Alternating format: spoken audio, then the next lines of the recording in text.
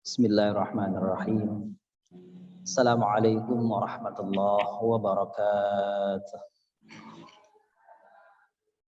Warahmatullahi wabarakatuh. Alhamdulillah nahmaduhu wa nasta'inuhu wa nastaghfiruh wa na'udzu billahi min syururi anfusina wa min sayyiati a'malina.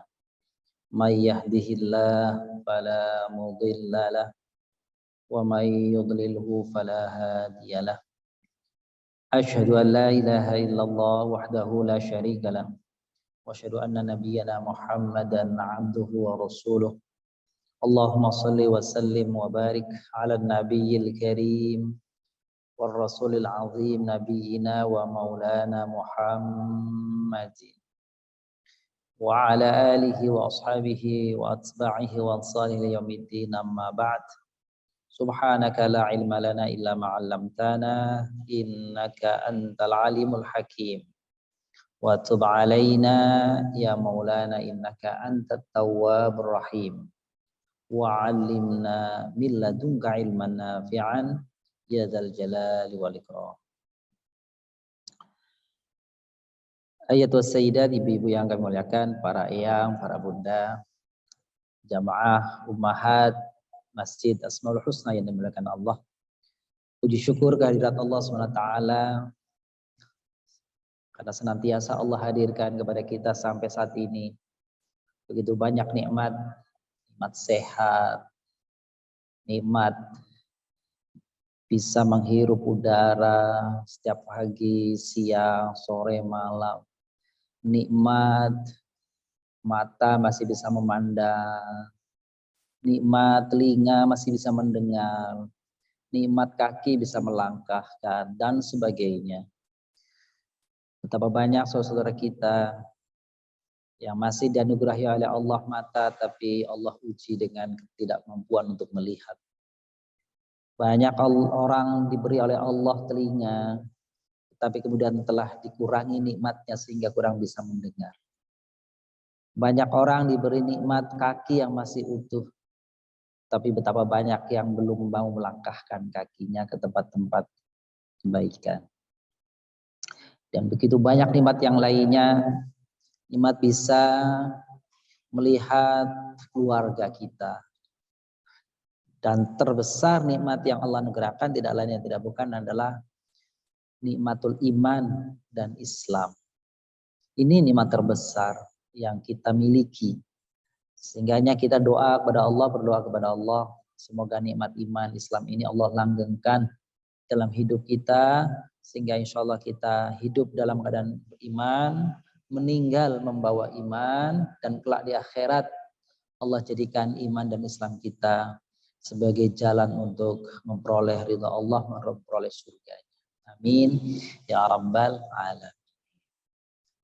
Para bunda, para ayang yang kami muliakan, pada Kamis kali ini kajian kita, tafsir kita adalah surah ini terakhir dari surah Hud ya. Mohon maaf, surah Yunus maksud saya. Surah Yunus. Jika Allah panjangkan usia kita di pertemuan yang ke depan yang akan datang, tafsir kita akan memasuki surah baru namanya surah Hud. Surah Hud. Itu surah yang ke-11. Ini kalau waktunya cukup kita tuntaskan nih sampai ayat 109. Kalau waktunya cukup. Gitu ya. Kalau tidak cukup waktunya berarti masih kita sisakan yang akan datang nanti 107, 8, 9 plus awal surat Hud. Begitu, mari kita dengarkan bersama-sama tilawah dari surah Yunus ayat 98 maksud saya. 98 sampai dengan 109. Silakan Bunda Surya akan membacakan untuk kita surah Yunus ayat 98 sampai dengan ayat 106. Silakan Bunda.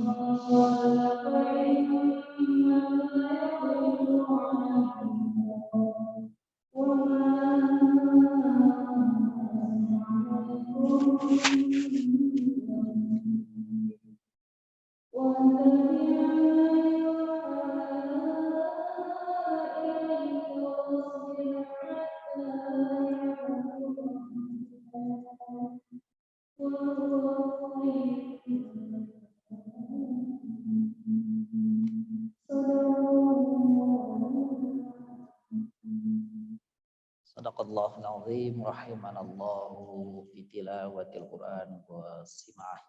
Semoga Allah merahmati kita yang membaca dan yang mendengarnya.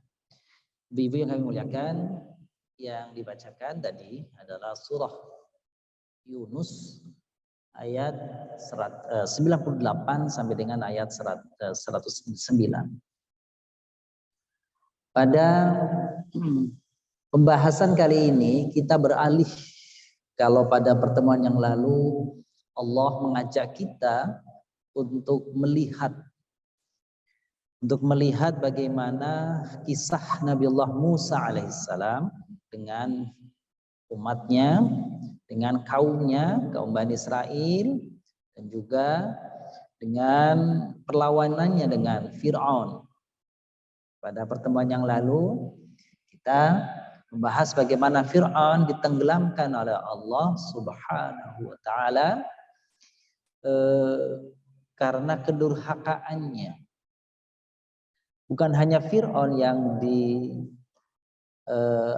oleh Allah Subhanahu wa taala.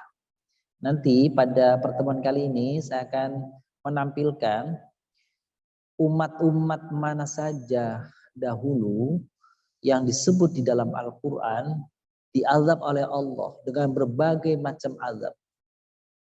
Insyaallah nanti kita akan tampilkan ya, bagan tabelnya, uraiannya, siapa saja mereka. Ibu-ibu yang kami muliakan, mungkin ada orang yang bertanya, kenapa ya Al-Quran itu banyak kisah, gitu ya? Banyak kisah, banyak cerita. Bahkan ada yang mencoba menganalisa, ibu-ibu yang kami muliakan, 3/4 dari Al-Quran itu isinya kisah. 3/4 dari Al-Quran. Jadi kalau dibagi 4 tuh 3/4-nya itu kisah isinya. Kisah. Baik kisah yang secara tegas disebut pelakunya, tokohnya, seperti Fir'aun, gitu kan? Seperti Zulkarnain, nabi-nabi, itu kan disebut nama-namanya. Luqman, Isa, Maryam, Zakaria, Luqman, dan banyak. Atau kisah-kisah yang kisah orang nyebutnya metafor, perumpamaan. Para ahli tafsir bahkan menyebut sejak surah pertama di dalam Al-Quran saja sudah ada kisah. Surat pertama itu surat apa, Bu? Surat pertama Al-Fatihah. Padahal kan cuma 7 ayat ya, 7 ayat. Itu sudah ada kisahnya di situ. Yang mana kisahnya? Ayat ke-7. Siratal ladzina an'amta 'alaihim ghairil maghdubi 'alaihim waladdallin. Ini berkisah tentang 3 kelompok manusia. Coba tidak disebut tokohnya secara khusus. Siapa? Siratal ladzina an'amta 'alaihim.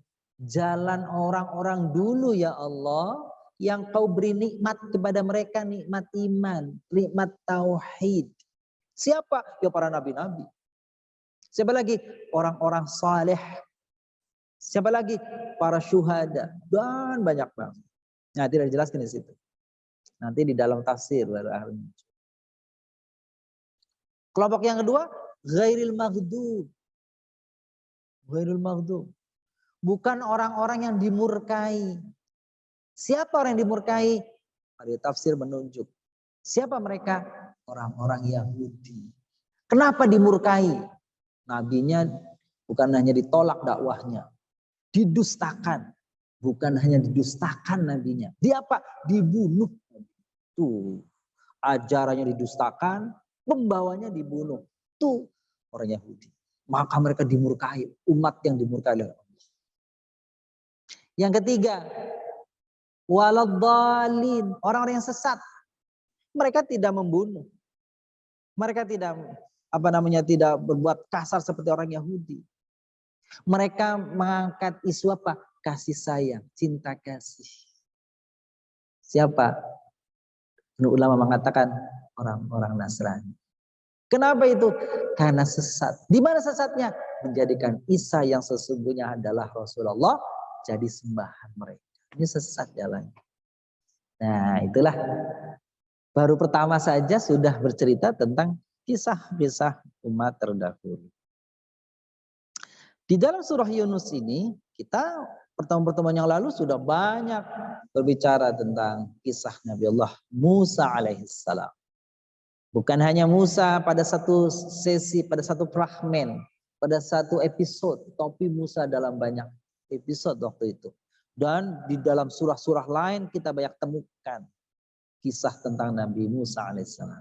Assalamualaikum. Nah, pada surah Yunus, namanya saja surah Yunus. Namanya surah Yunus. Gitu ya. Maka hari ini, pertemuan inilah kita berbicara tentang Nabi Yunus. Tentang Nabi Yunus nih. Gitu ya. Namanya surah Yunus. Ini baru kali ini disebut namanya. Padahal namanya Yunus. Suratnya Yunus. Di dalam surat ini cuma sekali disebut. Ini dia nih. Falaula kanat qaryatun amanat fanafa'aha imanuha. Ya. Illa qauma Yunus. Kecuali kaumnya Nabi Yunus. Mengapa tidak ada penduduk satu negeri yang segera beriman kepada Allah? Maka akan bermanfaat imannya. Disebut di dalam kisah ibu-ibu, para bunda, para yang muliakan, Nabi Yunus itu berdakwah berapa tahun? 30 tahun. Bu, 30 tahun berdakwah, yang beriman cuma 2 orang. 30 tahun dakwah, yang beriman 2 orang. Coba gimana? Maka Nabi Yunus itu, orang katanya Nabi Yunus itu umatnya berada di daerah namanya Ninawa. Ninawa, daerah namanya Ninawa. Kalau dalam bahasa Inggris Nineve. Nineve. Konon katanya ini daerah dekat Mosul di Irak. Kalau lagi ramai-ramai kemarin kan kita dengar ya Baghdad, Mosul, daerah Mosul, daerah Nineve, Ninawa. Ya, 30 tahun berdakwah 2 orang yang beriman. Jadi ini sebagai kaca perbandingan nih. Bagi siapa? Bagi kita. Ibu-ibu yang kami muliakan, tugas dakwah itu bukan tugasnya semata para kiai. Tugas dakwah itu bukan tugasnya semata para ustaz. Semua kita punya tugas berdakwah. Maka kata Rasul apa tuh? Balighu anni walau ayah. Kata Rasul, sampaikan kepada yang lain. Kepada siapa? Yang terdekat dulu, keluarga kita. Terus saudara-saudara kita. Terus tetangga kita. Terus kolega-kolega kita. Tambah besar, tambah besar, tambah besar. Apa? Balighu anni walau ayah. Sampaikan tentang yang aku bawa meskipun 1 ayat. Itu perintah. Jadi dakwah itu tidak mesti membawa label kiai, ajengan, ustaz, bunyai, enggak juga, enggak mesti. Setiap kita ibu, setiap kita punya tugas dakwah. Dan itu paling dekat siapa? Anak. Jadi kalau kita baru berdakwah, sepanjangnya berapa lama paling kita berdakwah? Gagal dalam tanda kutip, sebenarnya dakwah itu nggak ada yang gagal. Dakwah itu nggak ada yang gagal. Semua bidang dakwah, semua upaya dakwah, semua usaha dakwah di mata Allah nggak ada yang gagal. Kalau nggak putus asa. Apa? Pasti usaha kita sudah dicatat sebagai satu kebaikan. Bahwa hasilnya tidak sesuai yang kita inginkan, iya. Tapi di mata Allah bukan gagal itu. Kata Allah, Pak, lakukan urusanku nanti hasilnya. Gitu. Kata Allah, lakukan saja. Berbuatlah saja. Adapun hasilnya serahkan padaku, bukan urusanmu hasilnya. Kau boleh berusaha, kau boleh berupaya, pakai strategi, pakai taktik, pakai segala macam teori dan metode. Kata Allah, aku selanjutnya yang akan nentukan. Rasulullah SAW berjuang dakwah luar biasa. Muhammad SAW orang yang membackup dakwahnya Abu Thalib sampai akhir hayatnya nggak beriman. Coba kayak sedihnya Nabi. Ketika Nabi berusaha untuk istilahnya dalam bahasa ini ngerengek kepada Allah dah tentang pamannya itu. Apa? Ditegur Nabi. Innaka la tahbab, innaka la tahdi man ahbabta walakinallah yahdi may yasha. Hai Muhammad, engkau tidak bisa memberi hidayah kepada orang yang kau cintai. Aku yang kasih hidayah. Yang aku kehendaki. Itu ditegur Nabi sallallahu alaihi wasallam. Jadi dakwah adalah tugas kita. Nabi Yunus berdakwah 30 tahun. Berapa orang? 2. 2 orang. Ya Allah. Ya. Nabi berdakwah di Mekah 13 tahun. Banyak. Jauh lebih banyak lagi 10 tahun di Madinah. Wah, udah. Madinah itu ibu-ibu yang kamu bilang kan? Namanya Yathrib ya sebelumnya ya. Sebelum datangnya Rasul sallallahu alaihi wasallam itu namanya Yathrib. Itu setahun sebelum daripada Rasul hijrah itu sudah ada komunikasi antara orang-orang Aus dan Khazraj dengan Nabi sallallahu alaihi wasallam setiap kali apa? Setiap kali terjadi peristiwa haji sebelum Nabi berhijrah. Jadi kalau haji ketemu Nabi itu malam-malam nyelisik tuh. Kemana? Ke Aqabah. Tempat lontar, jumroh. Itu bukit. Sekarang udah enak ibu-ibu ya. Kalau kita mau jumroh sudah pakai kayak jalan tol tuh di atas tuh. Mau lantai berapa? Enak. Dulu tuh terjal. Nabi malam-malam menyelisik. Nemuin mereka. Mau nggak engkau berbaiat kepadaku untuk membela aku? Gitu ya. Tahun tahun ke-10 atau ke-11 kenabian sebelum hijrah nih. Ada 12 orang yang membaiat Nabi. Sumpah setia membela Nabi. Tahun berikutnya, tahun 12 kenabian, 70 orang datang ke Mekah waktu haji, berjumpa dengan Rasul. 70 orang ini berikrar sumpah setia. Ada 6 diantaranya wanita. Maka disebutlah di sini namanya bai'atun nisa. Bai'at para ibu-ibu. Karena ada ikut 6 orang. Lalu mereka pada tahun yang sebelumnya itu minta agar Rasulullah Muhammad SAW mengirimkan seorang pendakwah. Maka dikirimlah ya sahabat Nabi Sa'ad bin Abi Waqqas. Sa'ad bin Abi Waqqas ini guru ngaji. Dia ke sana berdakwah dan sebelum Rasulullah berhijrah memberikan laporan kepada Nabi, tidak ada rumah di Madinah kecuali seluruh anggota keluarganya, minimal sebagian anggota keluarganya sudah berikrar syahadat. Nabi belum berhijrah. Coba itu. Nabi di Makkah diteror, diintimidasi, ditolak dakwahnya. Nabi belum hijrah ke Madinah, sudah setiap rumah, kalau tidak seluruhnya anggota rumahnya sudah masuk Islam, paling tidak sebagiannya sudah masuk Islam. Artinya apa?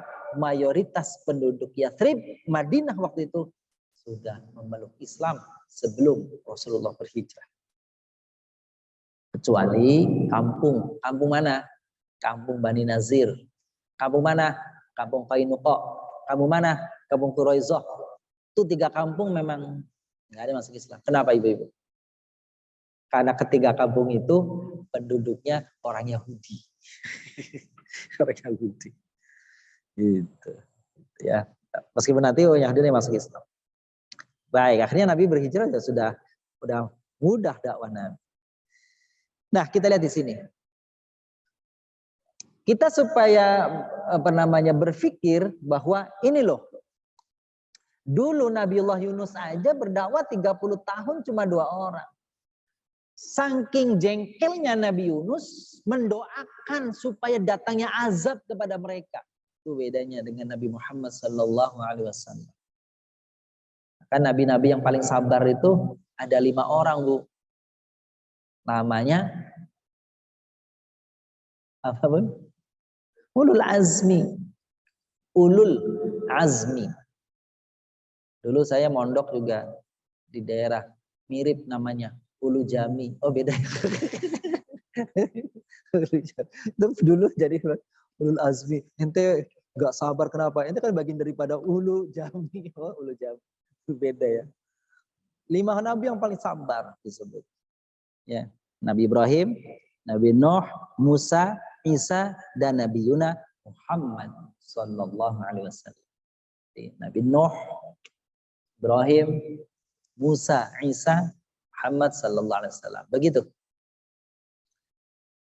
Isbiru kama sabarul azmi minar rusul. Itu dalam ayatnya ya. Bersabarlah kalian seperti sabarnya para ulul azmi dari kalangan Rasul. Nabi Yunus tidak masuk dalam kategori ulul azmi. Nah, ulu itu artinya memiliki, azam itu tekad yang kuat.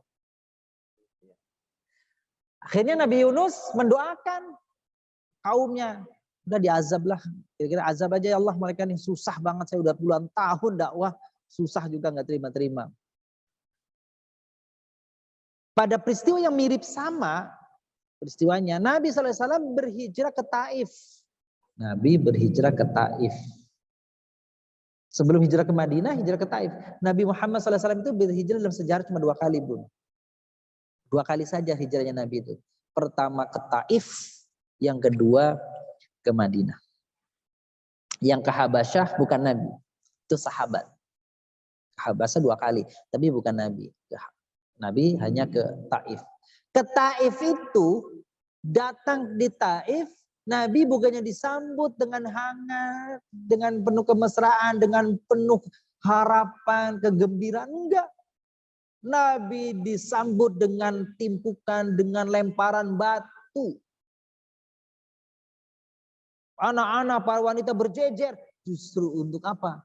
Untuk menolak kedatangan Nabi. Lemparnya Nabi berdarah. Wajahnya beliau itu mengeluarkan darah, mengucur darah.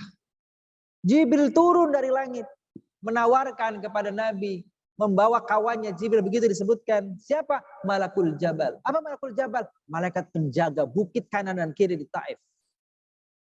Ibu yang sudah pernah ke Taif siapa? Waktu umrah, waktu haji. Ke Taif. Udah ya Bunda? Lewat doang ya? Enggak doang. Alhamdulillah. Kayaknya nanti suatu saat enak ya kalau kita berumroh misalkan, insya Allah ya, napak tilas kita dengan sejarahnya nih. Ini. Udah ada programnya tuh, emang ada itu. Pandemi. Insya Allah nanti diinformasikan. Dulu tuh. Gitu ya. Jadi Nabi SAW ke Taif, tapi itu dari perbukitan pergunungan. Sejuk daerahnya, kayak puncak. Jadi Arab itu kan panas. Taif itu konon, nah kita kembali lagi kisahnya ke jauh lagi nih, lebih jauh lagi nih. Ketika Nabiullah Ibrahim alaihissalam ingin menitipkan anak dan istrinya Hajar dan Ismail di Mekah itu, kan gersang tuh. Nabi Ibrahim tahu tuh, beliau berdoa. Apa doanya itu? Rabbi inni askantu min dzurriyyati biwadin ghairi dzi zar'in inda baitikal muharram.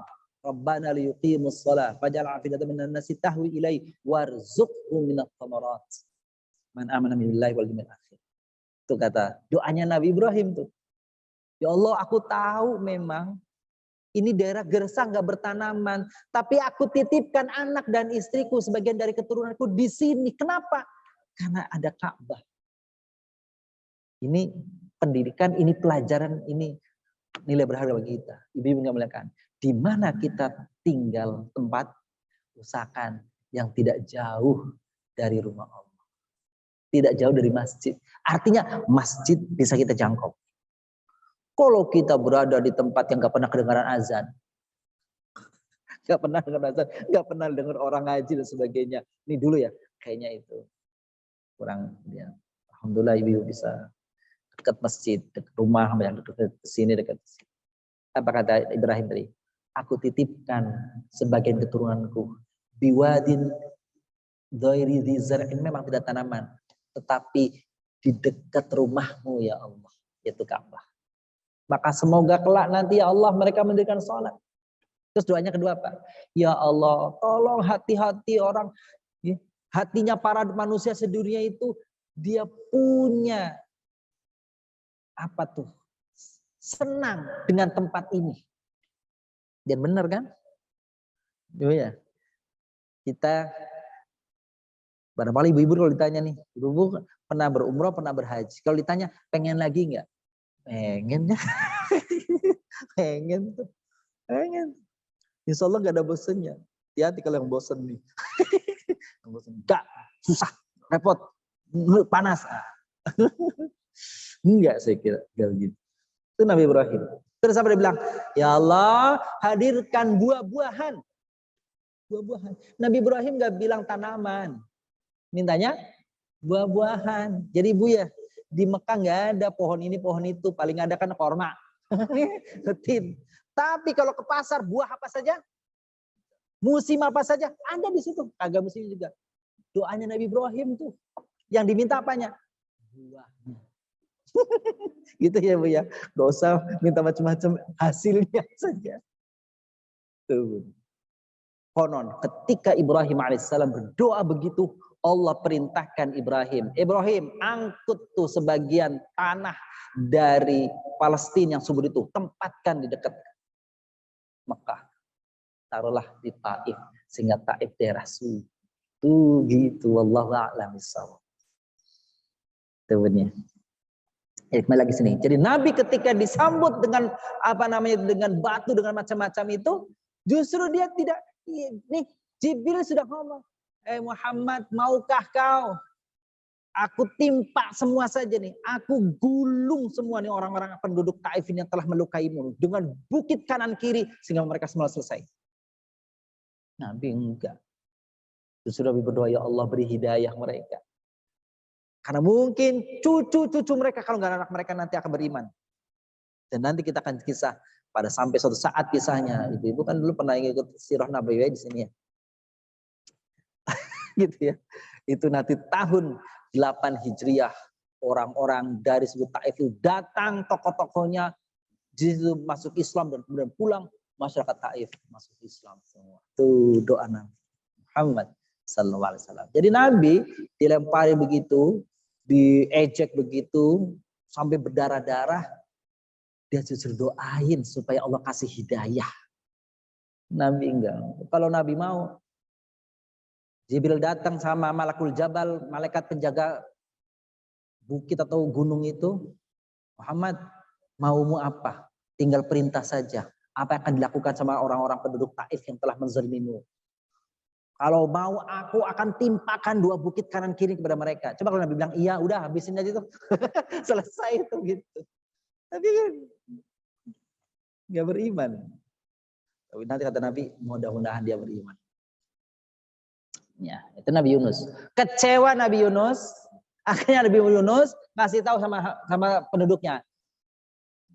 Perhatikan, saya sudah berdoa sama Allah. 3 hari lagi datang azab kepada kalian. Tuh katanya begitu. 3 hari lagi datang azab kepada kalian. Akhirnya Nabi Yunus udah dia menghindar dari situ. Nah, disebut idzahaba mughadiban. Ketika Yunus itu pergi, kalau bahasa kita mah apa itu ya? Orang kalau kesel ngasih tahu orang nggak mau denger, nyesel, molosin. Apa tuh molosin tuh? Ngambek. Ngambek. Mughadiban, marah hatinya tuh Yunus. Disebut dalam Al-Qur'an. Idzahaba mughadiban. Dan ketika dia pergi dengan hati, membawa hati yang dongkol. Tuh Nabi Yunus. Disebutin jengkel. Kan gitu ya. Akhirnya apa? Dia di pantai. Dari pantai, terus dia ngikut perahu. Kisahnya kan gitu ya. Perahu, berlayar, sampai di tengah jalan, sampai di tengah-tengah laut. Besar itu terjadi gelombang besar. Gelombang besar. Akhirnya pimpinan nakodanya lah namanya. Nakodanya mengatakan kita harus keluarkan semua barang-barang agar kapal ini ringan, tidak bahaya dan bahaya. Semua barang-barang dibuang ke laut. Masih juga bahaya, masih juga genting. Akhirnya dia bilang kita harus kurangin. Kurangin apanya? Kurangin penumpangnya. Coba ibu-ibu. Kayak apa tuh sebetulnya? Diundilah, kira-kira diundi. Ternyata yang keluar dalam undian itu Nabi Yunus, penumpang. Penumpangnya Nabi Yunus. Gak tahu kalau dia Nabi kan. Yunus penumpangnya. Akhirnya Yunus dibuanglah, dilempar ke laut. Faltaqamahul hut. Disebut dalam Quran. Apa itu? Ditelan oleh ikan yang sangat besar. Hut. Ada yang mengatakan sekarang hut itu paus. Saking besarnya ibu-ibu, itu Nabi Yunus tuh masuk ke tenggorokan ikan, nggak sampai kena gigi, nggak sampai kena apa-apanya. Saking gedenya itu. Ibarat ibu-ibu minum dari gelas, ada satu ada satunya nggak nyambung, ada satu semut, nih, bulek, nggak perlu, emang perlu digigit, saking kecilnya tuh Nabi Yunus. Gedenya tuh ikan itu, blok masuk ke dalam. Nah, itu dia. Sampai di dalam perut ikan baru dia sadar salah dia. Maka dia berdoa, la ilaha illa anta subhanaka inni kuntu zalimin. Ini penting ibu-ibu, boleh dibaca. Kalau genting, susah, kayaknya jalan udah macet. Susah nih masalah. Bukan jalan ini. Masalah kita sudah genting nih. Aduh gitu ya. Ngadu sama Allah di malam hari. Baca yang ini nih. Seberapa saja ibu-ibu mau baca.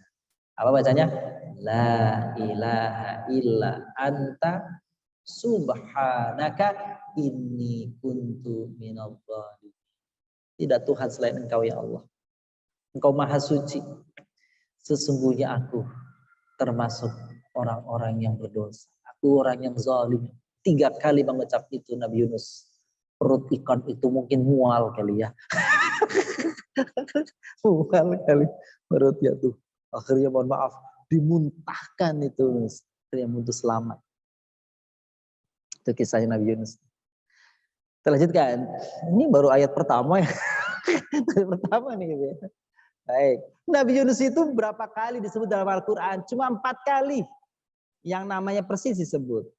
Ya, ibu-ibu ya. Ini dia nih. Pertama di surat An-Nisa ayat 163. Yang kedua di surat Al-An'am ayat 86. Yang ketiga di surat Yunus sendiri ayat 98 dan terakhir di surat As-Saffat ayat 139.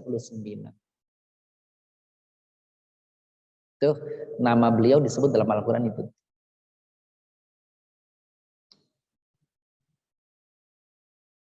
Surah An-Nisa 163, nanti para ayang, para bunda bisa dicek ya di mushafnya. Surat Al-An'am 86, Yunus 98 dan As-Saffat 136.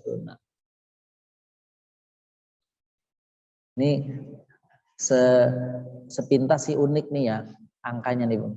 Ini mas kita saja. Ini 1 sama 4 tuh. 163 139. Itu dibolak-balik aja angkanya. 86 itu kalau 6-nya dibalik jadi 98.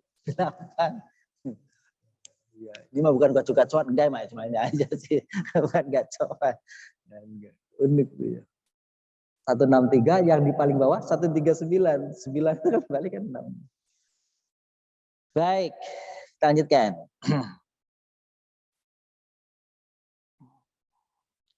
Walau syaa rabbuka la amana man fil ard kulluhum jami'a afa anta tukrihun nasa hatta yakunu mu'minin.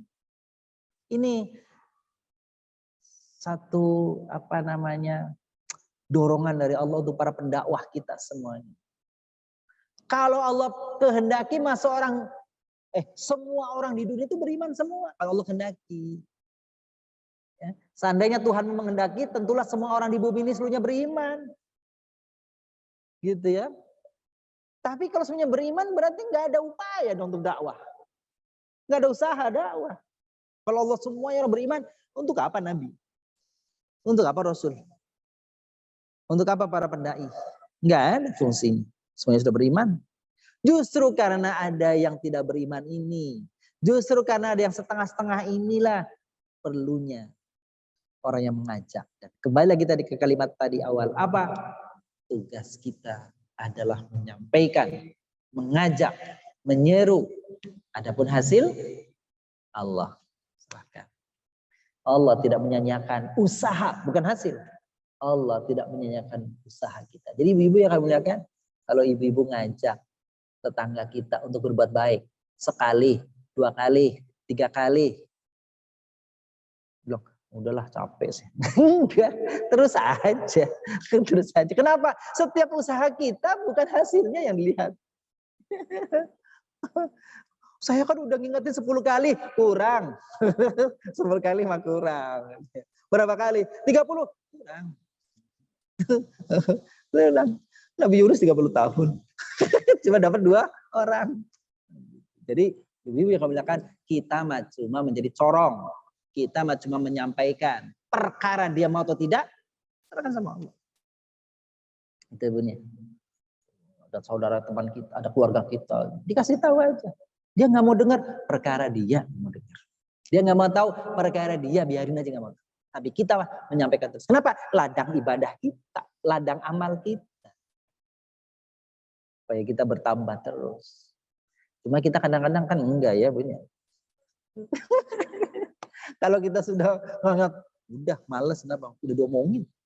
Berapa kali? Udah 3 kali diomongin. Ini yang terakhir ya, yang terakhir. Pakai acara yang terakhir, ngancem. Itu Bun. Jadi ayo, ini dia nih. Ini pentingnya kita membahas ayat-ayat ini seperti ini. Meneguhkan kita.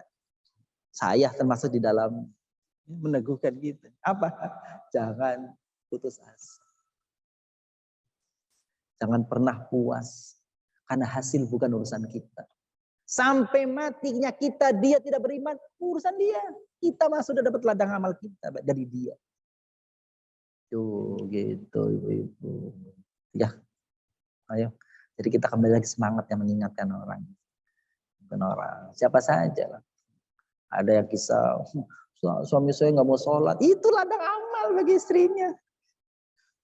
Perkara dia masih malas-malasan apa? Ingatkan saja, ingatkan.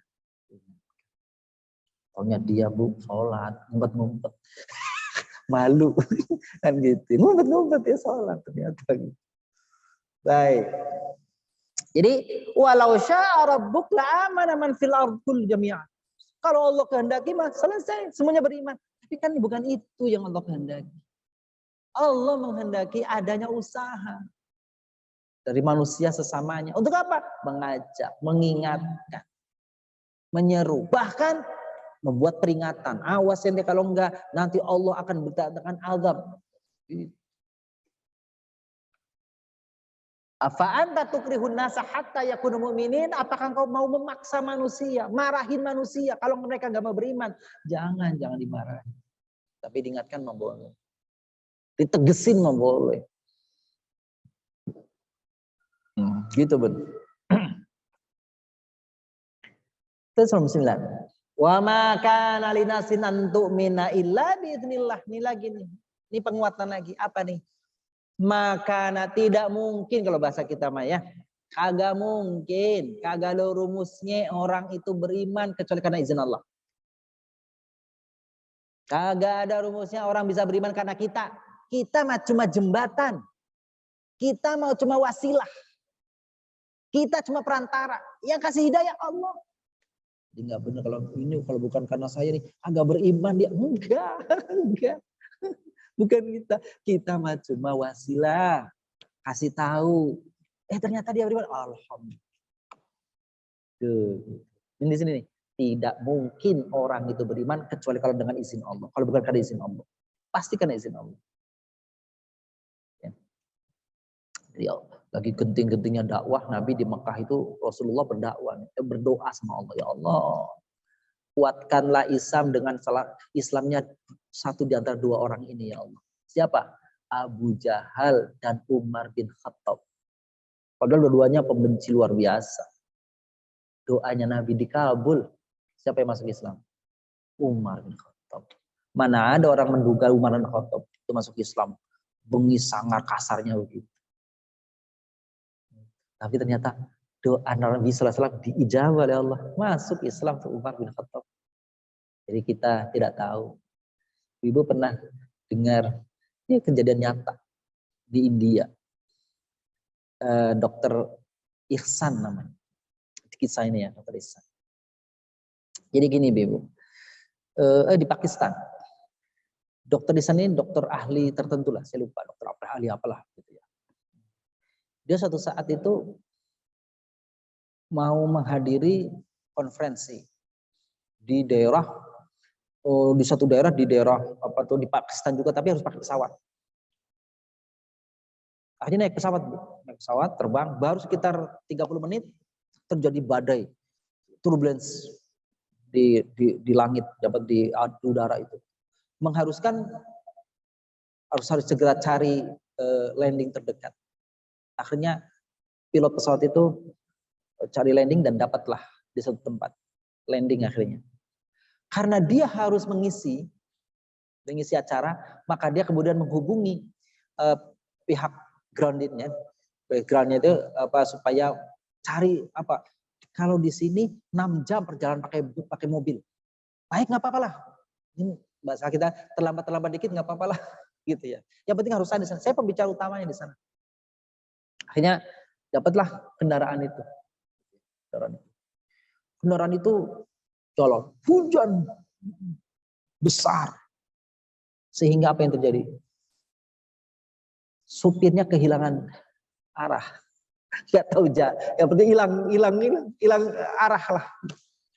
Sampailah ke kayak hutan-hutan begitu. Kayak hutan-hutan begitu. Sampai hutan-hutan itu karena saking derasnya kemudian apa? Dia mampir, ada sebuah gubuk kecil. Mampir di situ untuk sekedar ya mungkin menghindar dari kabut yang sangat gelap itu, ngeri. Akhirnya mampirlah dia. Dia ketuk pintu. Itu ketika diketuk pintu, keluarlah nenek-nenek itu.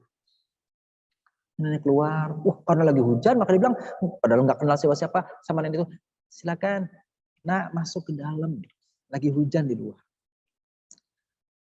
Akhirnya masuklah ke ruang, mungkin ruang tamu, karena mohon maaf ya, orang miskin. Jadi kalau duduk di ruang depan, sampai belakang kelihatan semua. Ranjang tengahnya kelihatan semua. Ada nenek satu dengan seseorang yang masih kecil, bukan suami yang jelas ini mah, sedang terbaring. Dihidangkan kalau bahasa kita teh atau kopi lah ke tadi tuh Pak Dokter Ihsan dengan supir tadi. Lalu Pak Dokter Ihsan itu ngomong, "Nih, kenapa engkau begitu baik kepadaku?" Ya memang ajaran kami kan Muslim, neneknya Muslim.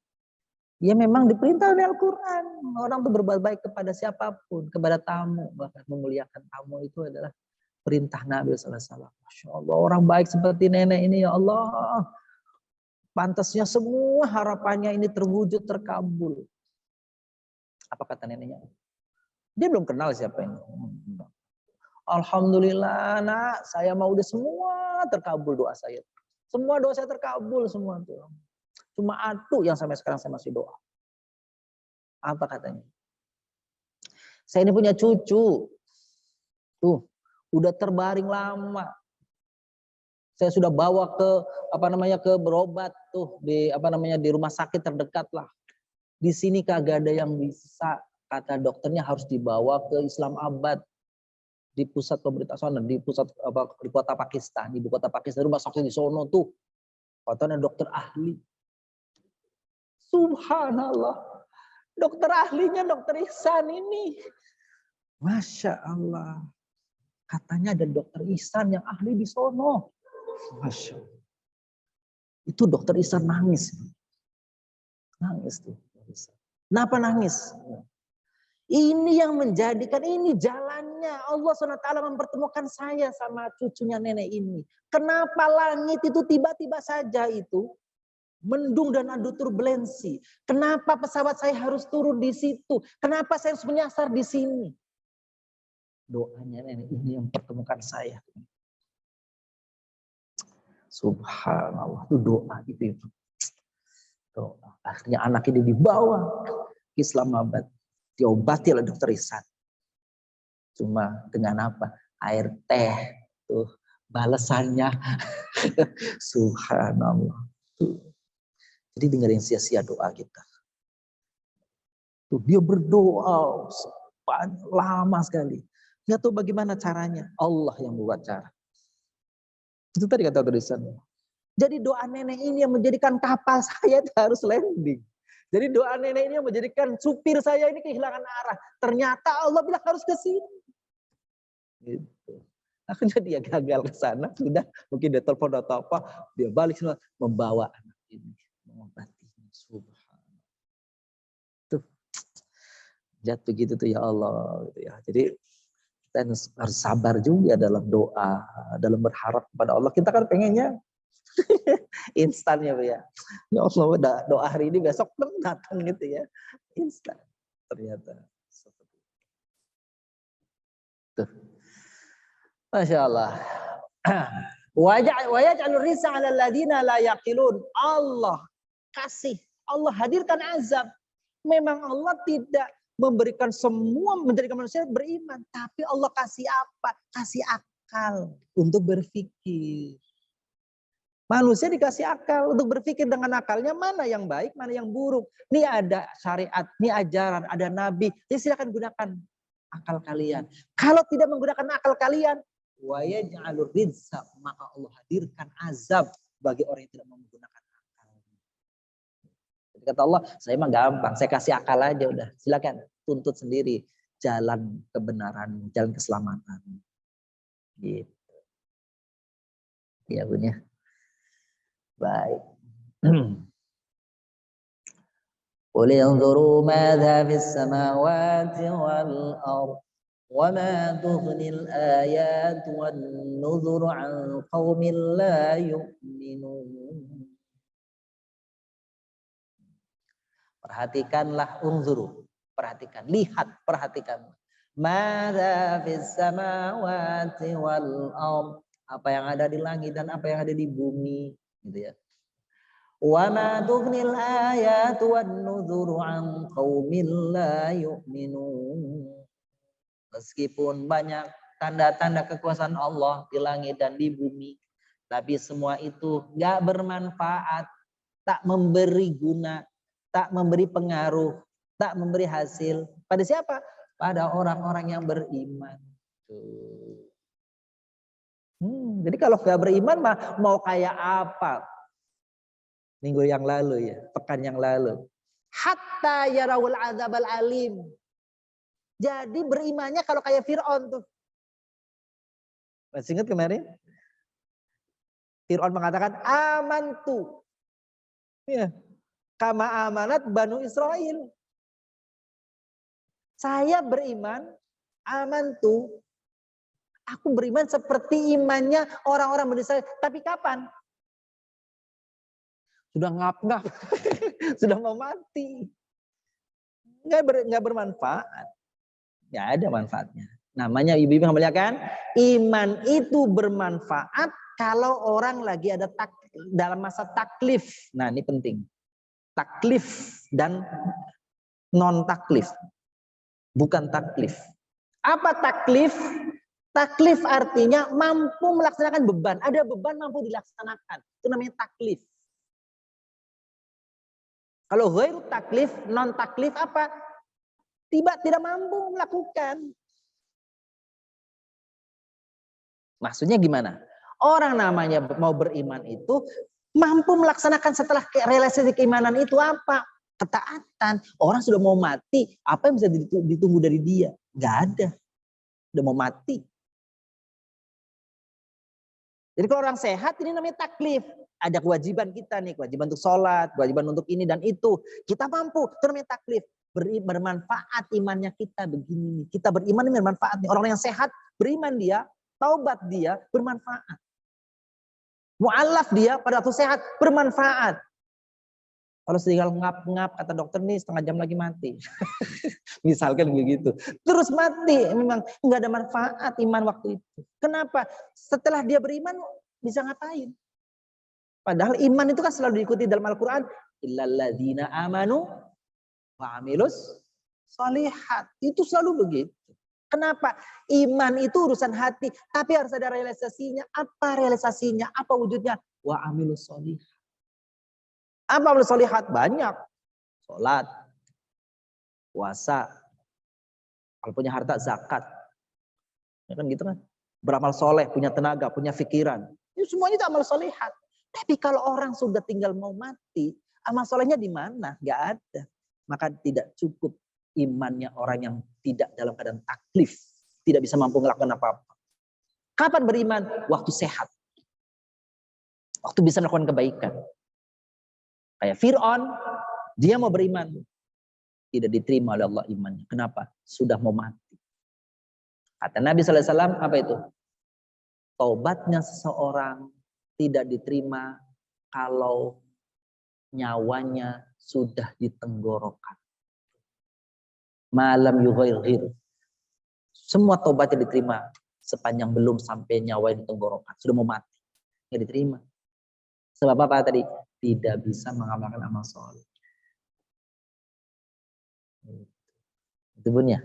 Oh, alhamdulillah kita ya. Mudah-mudahan kita ini iman kita mantap di hati sampai dengan matinya kita. Dan insya Allah setiap saat, setiap waktu, dalam seminggu, dalam setahun, terus kita isi dengan amal soleh.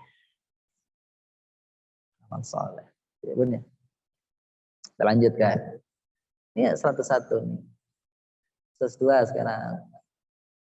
Fal yantaziruna illa mithla ayyamil ladzina khalau min qablihim. Qul fantaziru inni ma'akum minal muntazirin. Kalau para bunda, para yang mau, ini dengan tafsirnya saya boleh kirim kalau mau, maaf. Kan ada tafsirnya di semua ya. Tapi menemuin kertas kali ya. Tapi kalau mau boleh nanti saya dibaca di itu aja, dibaca di kalau lagi sambil jalan ya Bun ya kan jalan nih scroll. Oh kalau di print mah habis-habisin kertas banyak bener. Ini aja berapa nih? 11 halaman. Coba Bun, setiap kali pertemuan kira-kira belasan halaman. Apa Bun?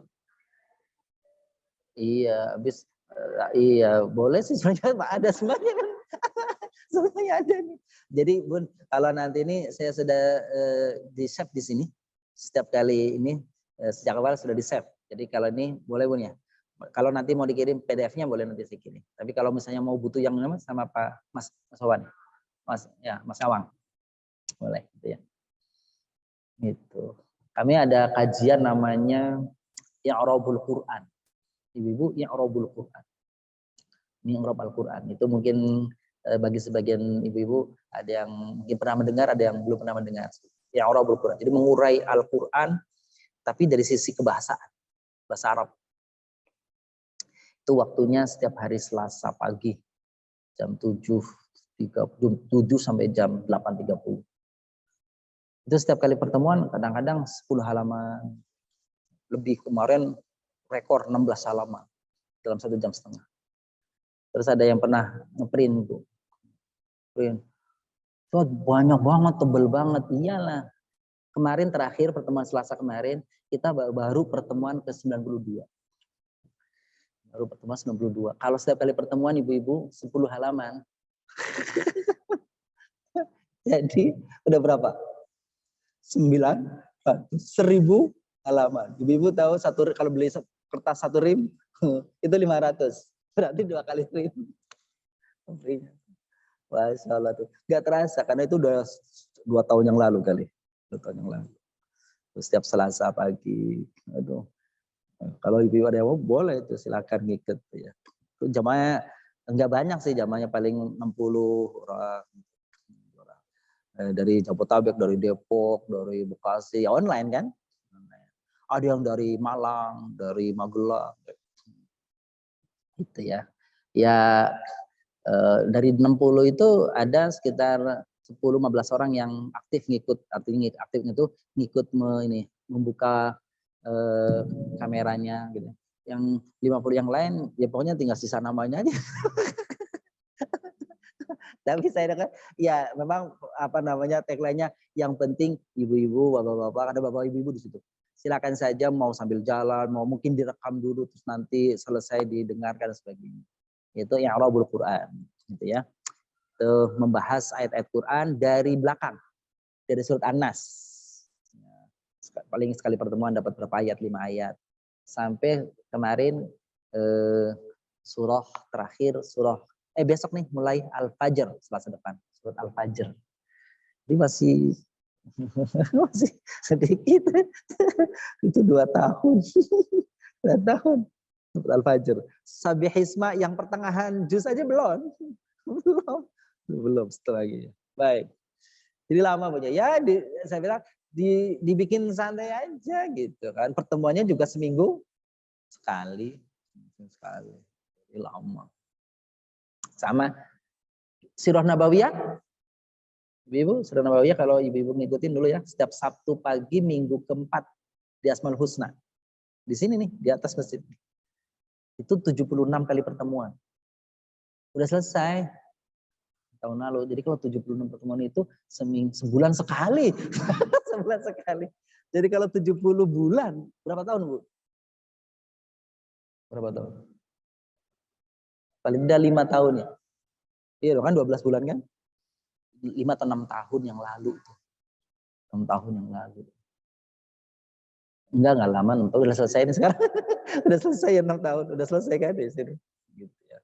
Itu Bu. Jadi waktu itu kalau sudah dilewatin cepat. Kalau belum aja kayaknya lama banget nih waktu ya kan gitu ya kan. Baik, kita lanjutkan. Fahal yantadziruna illa mithla ayyamil ladzina khalau. Itu kalau dalam bahasa Arab, kata hal itu artinya kan apakah? Hal itu apakah? Itu kalau nggak ada ilah. Kalau ada ilah, kan mahal yang tadziruna illa mithla ayyam. Ada ilah, maka hal itu artinya tidak. Artinya tidak. Ya. Tidaklah menunggu kecuali ya, seperti hari kejadian orang-orang yang telah berlalu. Qul fantaziru, maka tunggulah.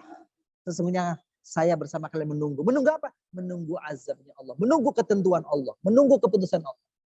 Nah, ibu-ibu yang kami muliakan, nih saya share ke para bunda, para yang. Ini nih. Bentuk-bentuk azab Allah kepada umat-umat terdahulu.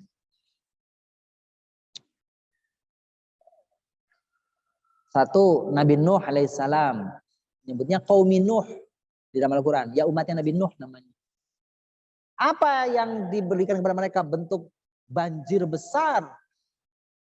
Kemudian menenggelamkan mereka yang ingkar. Termasuk anak dan istri Nabi Nuh. Itu banyak ya di dalam surat. Banyak. Itu di antara surat Al-Ankabut ayat 14. Yang kedua, Nabi Hud alaihissalam. Kaumnya namanya kaum Ad. Apa bentuk azabnya? Angin yang dahsyat disertai dengan bunyi guruh yang menggelegar hingga mereka tertimbun pasir dan akhirnya mereka binasa. Kaumnya kaum Ad. Kaum Ad. Kaum Nabi Saleh, kaum Tsamud namanya. Dosanya apa? Membunuh. Pokoknya kedurhakaan ya adanya. Ini contohnya membunuh unta betina. Sehingga Allah menimpakan azab kepada mereka. Azabnya diangkat lalu dikembalikan ditimpa. Ditimpa tanah. Nah, ada tahapannya di situ. Ada Nabi Saleh mengatakan ada 3 hari akan datang kepada kalian azab. Ya. Hari pertama Allah mengubah wajah mereka berwarna kuning. Jadi orang-orang yang kafir itu mukanya jadi kuning. Bukan putih, bu, kuning. Kuning. Kalau penyakit kuning mah itu ya, kuning jadi. Mereka sadar, Bu. Mereka sadar, oh ini bener ya. Kan dikasih tahu sama Nabi Hudnya, nanti wajah kamu jadi kuning. Allah akan membuat menjadi merah. Berubah setelah itu menjadi merah wajahnya. Dan setelah itu mereka menjadi hitam. Ketika datangnya azab sudah mereka rasakan, barulah mereka akan bertaubat. Tapi keburu datang petir sehingga mereka semua disambar petir. Sudah diingetin sama Nabi Saleh, ini untanya Allah. Naqatallahi wa suqiha. Jangan ganggu unta Allah, jangan ganggu tempat minumnya. Tapi mereka bukan hanya mengganggu untanya Nabi Saleh, justru mereka bahkan apa? Menyembelih, disembelih untanya. Murka. Diwanti-wanti akan datang kepada kalian 3 hari berturut-turut dengan azab yang berbeda. Terakhir disambar petir. Nah, kaumnya Nabi Saleh juga namanya Ashabur Ras. Allah pindahkan bukit-bukit Al-Haris dan Al-Huwairis dari Taif kepada mereka sehingga mereka dibenamkan di bawah kedua bukit itu. Ashabur Ras.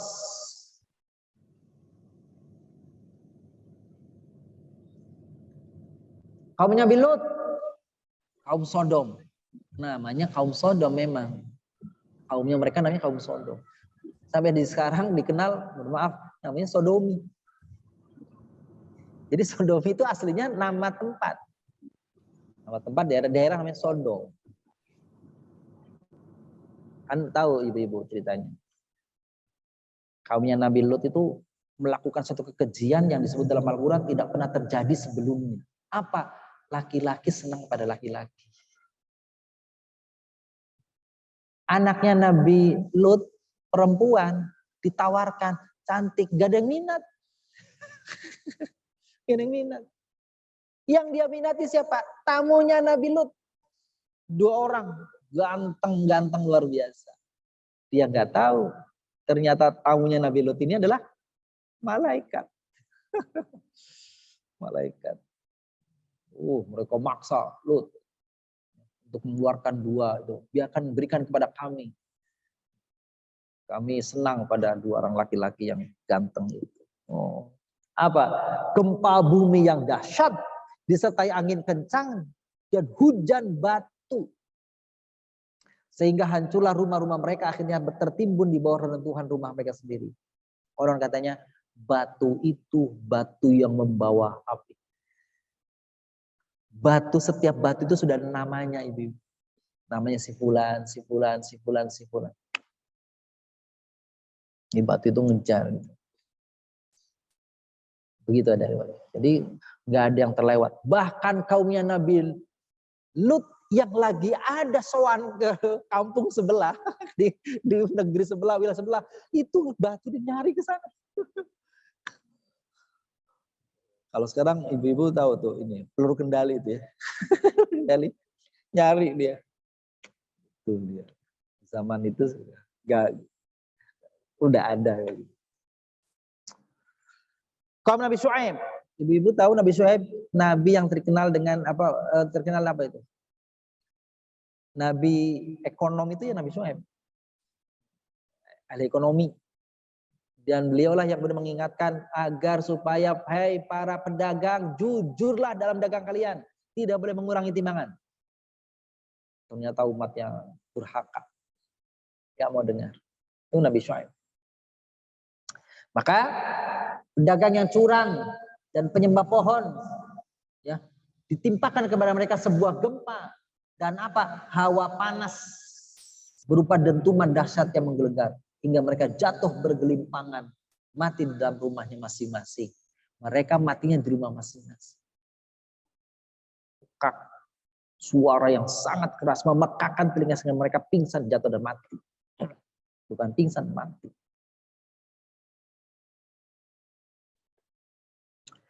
Kaumnya Nabi Saleh juga, kaumnya Nabi Syuaib juga, Ashabul Aikah namanya. Mula-mula mereka diserang gelombang suhu udara yang sangat panas. Gitu. Sehingga mereka berbondong-bondong keluar dari rumah. Saat mereka kebingungan, tiba-tiba nampaklah awan mendung hitam menaungi kawasan lembah yang ada di dekat mereka. Mereka merasa sangat gembira. Wah, ini nih bantuan nih, kita akan dapat nyaman, tenang, adem. Dikira awan itu akan mendatangkan hujan. Hawa sejuk yang mereka rindukan. Tapi justru datanglah angin kencang. Mereka sama-sama terhempas dan terlempar kemana-mana tak beraturan. Pada saat demikian muncullah satu awan yang hitam pekat yang menyambar guntur dan saling bersautan sehingga binasalah mereka. Tuh kaumnya Nabi Syuaib, Ashabul Aikati wa qaumu Tubba.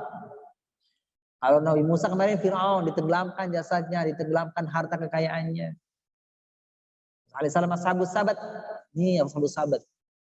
Jadi dalam Al-Quran kisah tentang Ashabus Sabat, Sabat itu apa artinya? Hari Sabtu.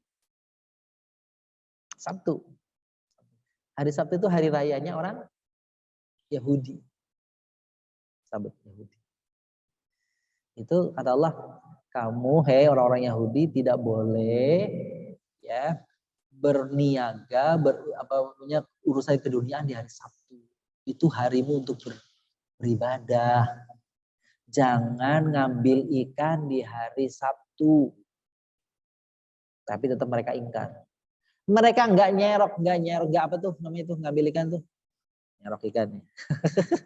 Nggak ngambil ikan di hari Sabtu, tapi mereka di hari Sabtu keluar dan membendung. Ngambilnya besok. Emang curang itu, licik itu orang. Ya Allah, kami kan nggak ngambil ikan. Ya tapi kamu kan bendung, sama aja itu besok ngambilnya. Dikutuk ibu jadi dua. Kutuk jadi babi, mohon maaf. Dan kutuk jadi kera. Para ahli tafsir sebagian mengatakan memang ibu-ibu yang kami muliakan ini orang-orang yang melanggar dari Sabtu itu mereka berubah wujudnya jadi babi. Siapa yang jadi babi? Siapa yang jadi kera? Yang jadi babi adalah golongan dewasanya, orang-orang tuanya. Yang kera anak-anak muda.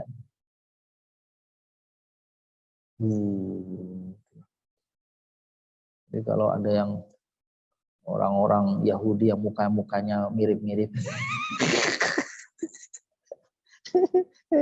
jangan-jangan keturunan yang dulu ini. Kalau kita sih ngawan nggak mau ya. Charles Darwin apa katanya Bu? Apa kata Charles Darwin? Manusia itu jadi karena dia aja, saya mah enggak. Kita mah enggak. Silakan aja kalau mau. Memang dulu boleh saja jadi memang nenek moyangnya ada yang dari kera. Lah kita kaum muslimin mah kagak. Ashabus Sabat tadi sudah tuh dikutuk jadi kera dan babi dan kera. Ashabul Ukhdud dalam surah Was-sama'i dzatil buruj wal yaumil maw'ud. Nanti ada Ashabul Ukhdud. Mereka dikutuk oleh Allah. Nanti ceritanya nanti dia panjang masalah ini ya. Asal hudud ini panjang nanti satu saat. Ini ternyata sudah mau zuhur. Gitu ya. Yang ke-11 Nabi Sulaiman, kaum Saba. Allah menghancurkan bendungan Ma'arib dan banjir besar sehingga mereka tenggelam oleh banjir. Ini Saba. Nih ada ini sih nggak tahu ya, lucu-lucuan aja atau apa. Namanya nabinya Sulaiman. Negerinya namanya Saba. Ratunya namanya Balkis, ya. Konon katanya itu ada di Jogja. Kenapa? Karena di Jogja ada daerah namanya Sleman. Ada sebelum ke Jogja, Gunung Kidul, ada hutan namanya Wana Saba. Yang sebelah sini Wonosobo, Saba. Ada Ratu Balkis, ada namanya Ratu Boko. Gak tahu beneran atau ini. Gitu ya. Tapi ada tulisannya tuh, ada siapa namanya ya, ahli matematik tuh, yang menulis Kerajaan Sulaiman di Jogja. Ya silakan aja mempercaya, boleh enggak juga nggak apa-apa ya. Berarti Nabi Sulaiman waktu dakwah pakai blangkon. Gitu ya. Gitu. Nah, itu terserah mau percaya boleh, enggak percaya juga apa-apa. Kaum setelah Nabi Isa namanya Ashabul Qaryah yang kita baca di Yasin. Ashabul Qaryah ija'ahum mursalun apa itu ya?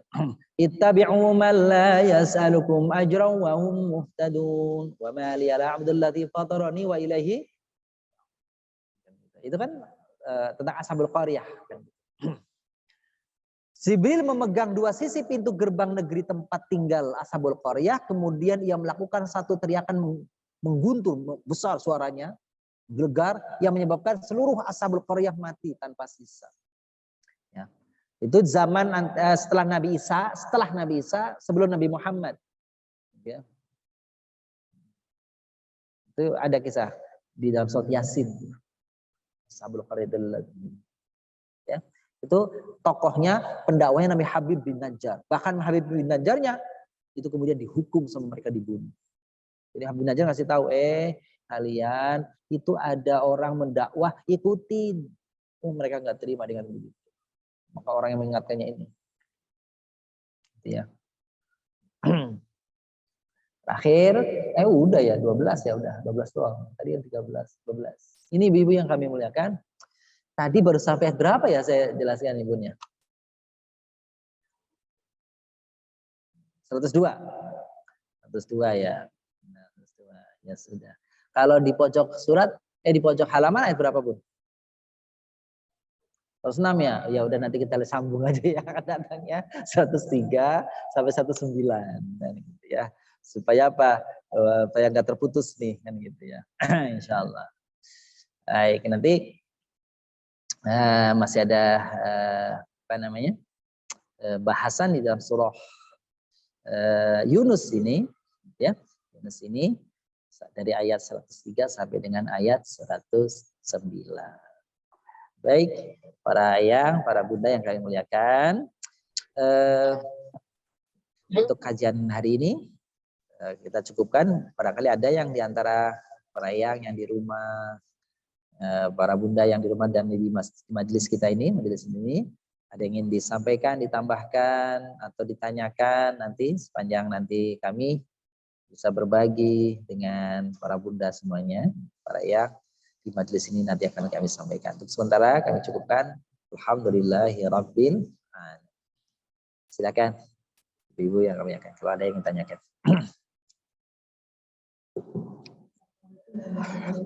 Waalaikumsalam warahmatullahi wabarakatuh. Ji, Ibu, monggo.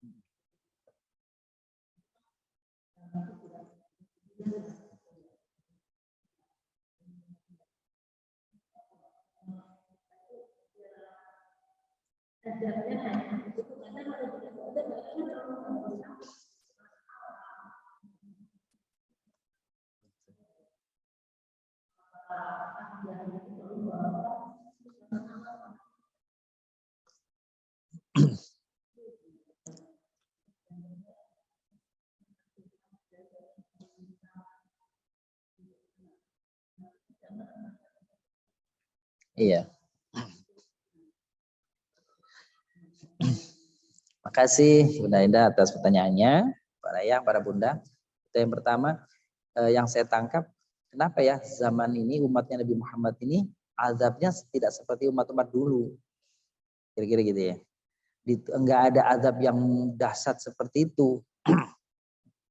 Baik, para bunda, para yang kami muliakan, itulah salah satu daripada rahmat Allah Subhanahu wa taala kepada risalah bersamaan dengan turunnya risalah Nabi Muhammad sallallahu alaihi wasallam.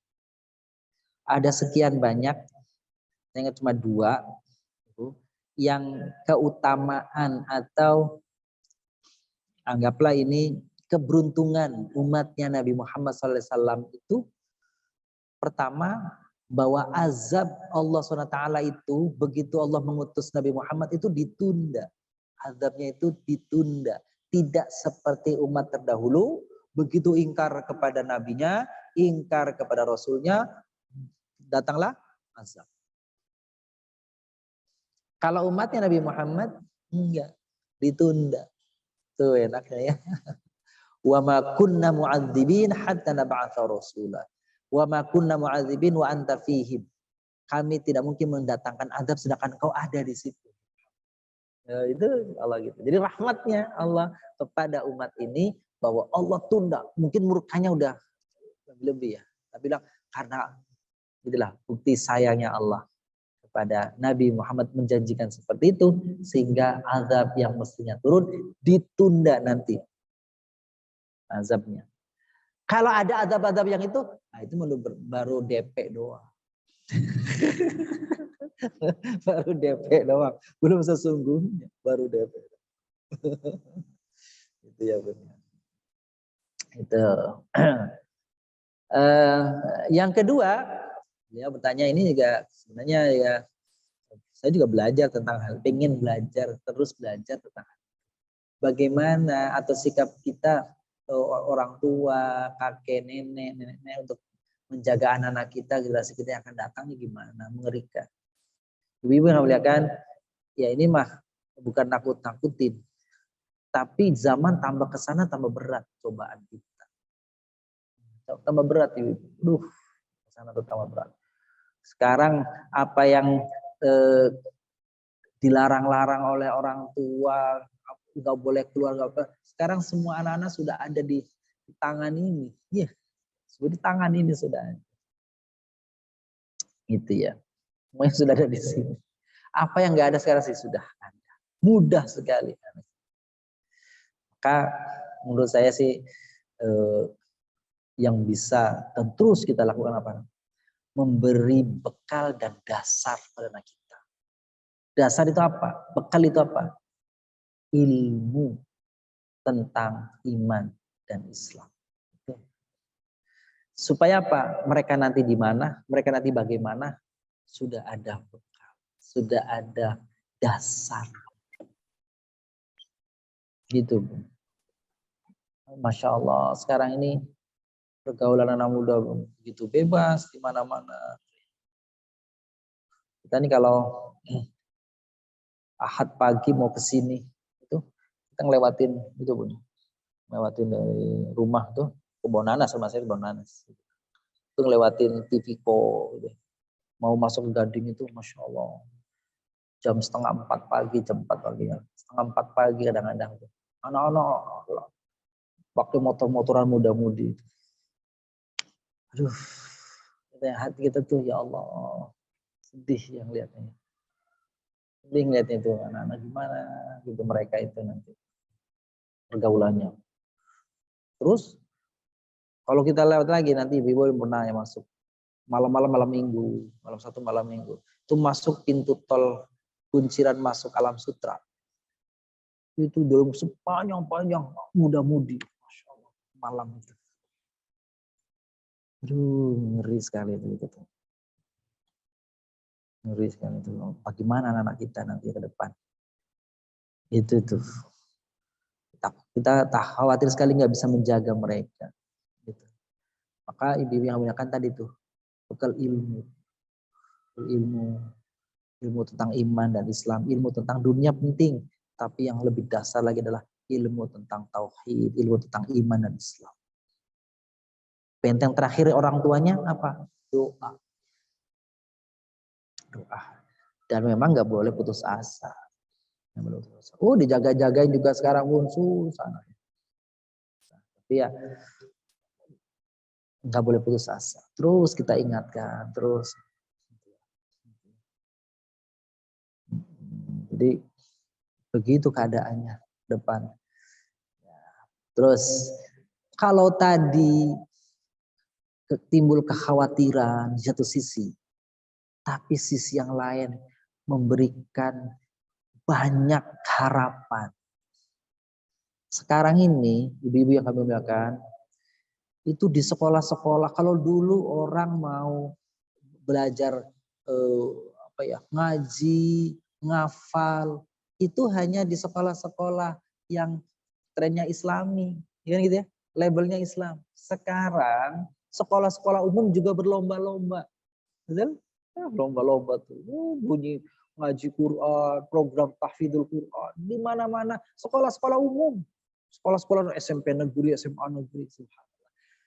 Itu yang melegakan kita, itu yang melegakan kita. Memang selalu akan begitu. Di satu sisi ini kencang ininya, di sisi lain juga akan ada perimbangannya. Sekolah-sekolah, pondok-pondok tahfidz sekarang udah menjamur di mana-mana. Masya Allah. Di Tangerang aja sekarang banyak banget. Gitu. Jadi kalau gitu tuh ada penyimbangnya. Oh ternyata memang. Jadi optimis. Maka kata Imam Al-Ghazali, memang dalam diri seorang muslim itu ada dua hal yang harus berimbang. Apa itu? Ada khauf dan ada roja. Ar-raja, ada raja. Ada rasa khawatir, khauf, takut, khawatir. Iya, emang begitu. Tapi sisi lain ada rojaun, ada harapan, ada optimisme. Tuh. Terlalu percaya diri, salah. Terlalu optimis, salah. Nanti apa? Kelewatan jadi sombong. Gitu. Terlalu takut, salah.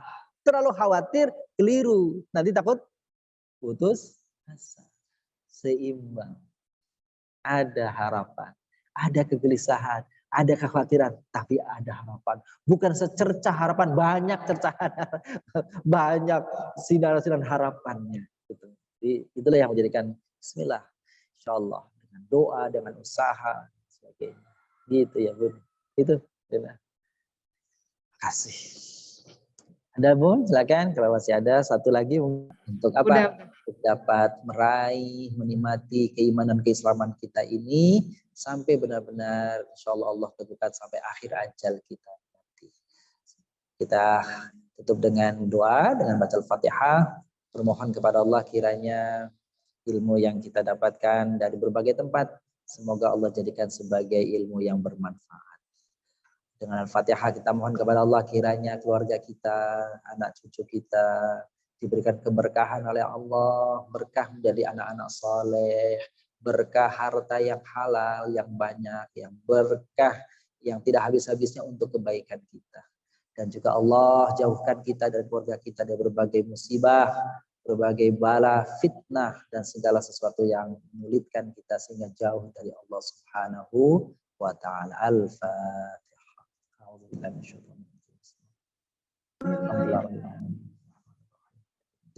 Iyyaka na'budu wa iyyaka nasta'in. Shiratal ladzina an'amta 'alaihim. Astaghfirullahaladzim, astaghfirullahaladzim, astaghfirullahaladzim. Allahumma salli wa sallim wa barik ala sayyidina Muhammad wa ala alihi wa sahbihi ajma'in. Allahumma anfa'na bima 'allamtana wa 'allimna wa yanfa'una. Allahumma arzuqna fahman nabiyyin wa hifdzal mursalin wa ilhamal malaikatil muqarrabin bi rahmatika ya arhamar rahimin. Rabbana taqabbal minna innaka antas samiul 'alim wa tub 'alaina ya maulana. Rahim.